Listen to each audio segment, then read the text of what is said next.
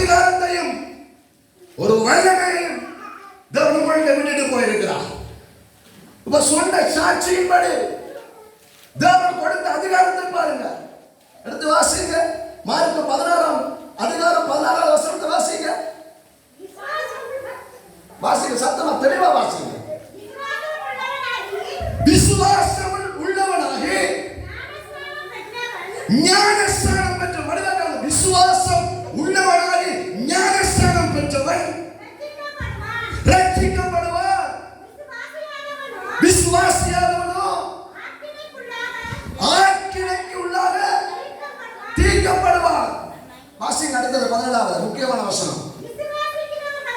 விசுவாசிக்கிறவர்கள் முக்கியம். விசுவாசிக்கிறவர்களால் நடக்கும் அடையாளங்கள் என் நாமத்தினாலே பிசாசுகளை துரத்துவார்கள்,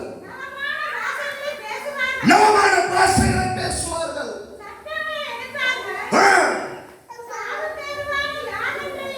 சாவுக்கு ஏதுவான யாவொன்றையும் குடித்தாலும் அது அவர்களை சேதப்படுத்தாது.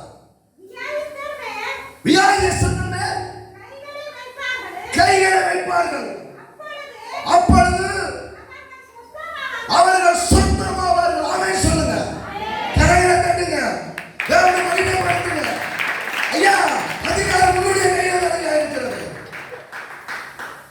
விசுவாசத்தை ஞானஸ்நானம் எடுத்திருந்தா, விசுவாசம் உனக்குள்ள இருக்குமா இருந்தா, நீ மரித்தவனை உயிரோடு எழுப்புவான், முழவனையும் நடக்க வைப்பான். இதுதான் சத்தியம், இதுதான் வேதம்.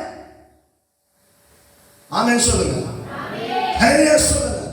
விசுவாசம் குண்டுகளை தகர்க்கும், மலைகளை பேர்க்கும். ஆமென் சொல்லுங்க, ஹல்லேலூயா சொல்லுங்க. இது ஆண்டவர் தான்